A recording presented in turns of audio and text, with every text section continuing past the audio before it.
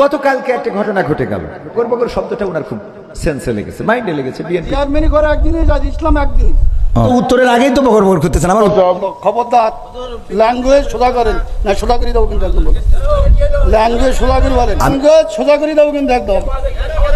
লক্ষম নাগাদ ভগর ভগর করতে আমি খাবার দেবো, একটা চোখ বাসটা করে দেবো কিন্তু একদম।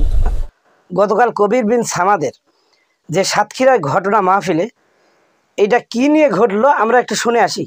গতকালকে একটা ঘটনা ঘটে গেল, দেখেছেন কিনা আপনারা?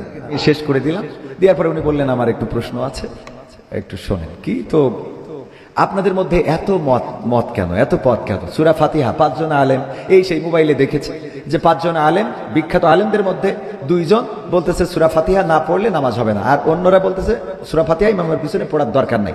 এত মত পার্থক্য কেন? আপনাদের এত 13 দল কেন, 14 দল কেন? তো আমি কথা বলতে যাচ্ছি, উত্তর দিতে যাচ্ছি, বুঝাইতে যাচ্ছি, উনি উনার কথার মধ্যে কথা বলেই যাচ্ছেন। তো আমি এক পর্যায়ে আমার যে আঞ্চলিকতা, মানে আমি বললাম আপনি যদি বগর বগর করেন তা আমি কিভাবে বলবো, আমার বলার তো সুযোগ দিবেন। এখন এই বগর বগর শব্দটা ওনার খুব সেন্সে লেগেছে, মাইন্ডে লেগেছে। বিএনপির নেতা, পাশাপাশি রানিং চেয়ারম্যান, তো এই কথাটা নিয়ে উনি উল্টো পাল্টা ব্যবহার করেছেন, যেগুলো আপনারা দেখে থাকতে পারেন। দেওয়ার উত্তর দেন একটু। আপনারা সারা বাংলাদেশে হুজুর, নাম করা হুজুর কত? মোবাইলে দেখলাম যে 5 জনের 5 রকম মত এই নামাজে। আপনারা হুজুর, আপনাদের পিছনে হাজার হাজার লোক নামাজ পড়ে, আপনাদের মধ্যে 12 রকম মত কেন? এটা আপনার প্রশ্ন। একজন বললো, প্রথম যে লোক বক্তব্য দিলে যে আলহামদুলিল্লাহ না পড়লে তার পিছনে যে দাঁড়ায় নামাজ হবে না। আচ্ছা, মানে এখন মূল প্রশ্ন হলো আমাদের মত এত বেশি কেন? এইটা এত মত বেশি কেন? বক্তব্য দিচ্ছেন, হ্যাঁ সব শুনলাম, আমাদের মধ্যে দ্বিধাবন্ধ দিচ্ছেন তো আপনারা। একজন বললো যে নামাজ হবে না, আচ্ছা, আদৌ হবে না, আচ্ছা, তিনি খুব নাম করা উচিত, 5 জনের মধ্যে তিনি প্রথম। আচ্ছা, 2 জন বললো আদৌ নামাজ হবে না, পিছনে আরামদায়ক সুরাতে না পড়ে। আচ্ছা, তারপর একজন বললো না আরামদায়ক পড়া যাবে না, একজন যখন জোরে ইমাম পড়বে তখন পিছনে পড়ার কোনো যুক্তি নেই। আচ্ছা, 5 জনের 3 জন একমত, 2 জন একমত, আমরা কোন পথে? এখানে বিষয়টা হলো ইখতিলাফ আলেমদের। না বাবারে, আমার তো তাহলে এবার আমি একটু উত্তর দিই। সেটা হলো, আমি তো অত বড় হুজুর এই বিষয়ে বড় হুজুর উত্তর দিক নাকি?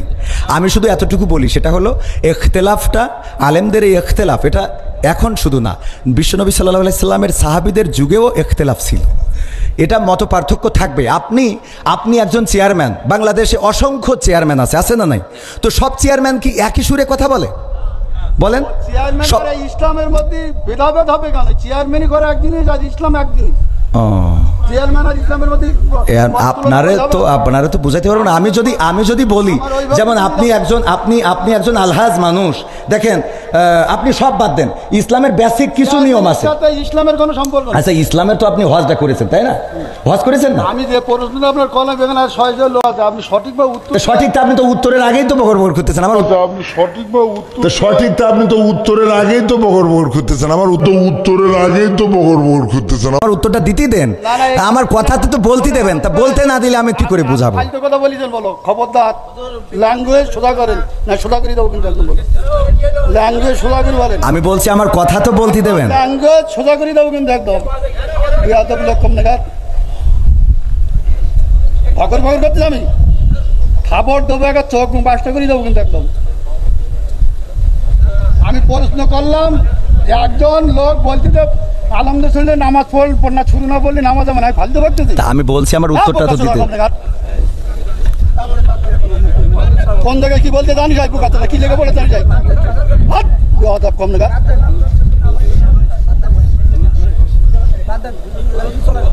একদম বাস্ত করে দেবো সব একদম।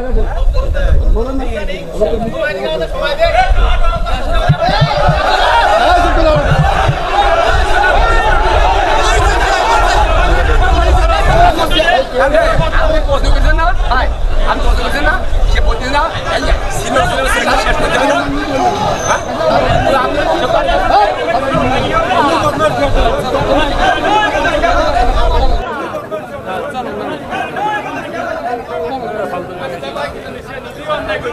Hey,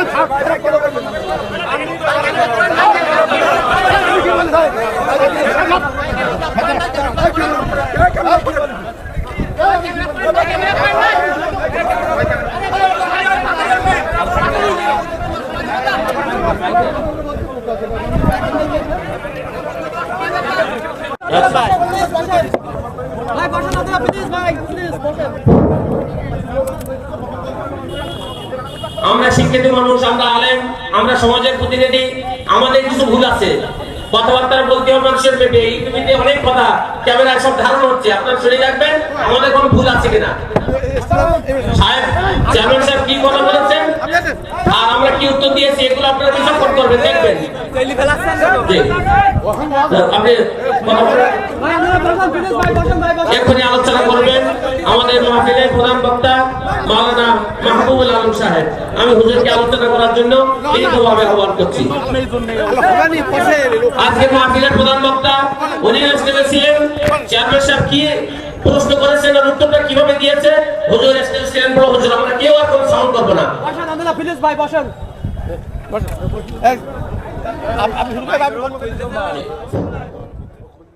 এই ঘটনাটিকে সর্বপ্রথম আগে নিন্দা জানাই এবং এই ওয়াজের মঞ্চটাকে আমরা এই দেশের মানুষ শিশু খেলায় পরিণত করেছি, জেনে না জেনে। আর বাহ, বর্তমানে তো ক্যাসেট, আগে মেমোরি ছিল না, এখন মোবাইলের মেমোরি, সে হার্ড ডিস্ক বিভিন্নভাবে বিভিন্নজন, একজন মুয়াজ্জিন পর্যন্ত, সে পর্যন্ত বলতেছে 10 জন আলেমের ওয়াজ শুনে বলছে এটা সহজ জিনিস। আলেম ওয়াজ করলে এখানে খাওয়া পাওয়া যায়, এখানে সম্মান পাওয়া যায়, টাকা পাওয়া যায়, এই জিনিস ছাড়াই কে।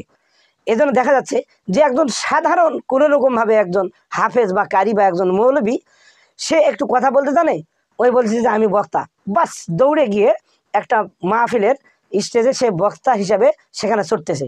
এখানে পরিবেশটা নষ্ট করিয়েছে কিছু কিছু জ্ঞানপাপী আলেম, ছোট ছোট কিছু মৌলবী। তারা নিজের মধ্যে তেমন এলিম কালাম নাই, ওই জায়গার মধ্যে চড়ার কোনো যোগ্যতা নাই, লেখাপড়ার কোনো তার মান নেই, ওইখানে চড়েছে।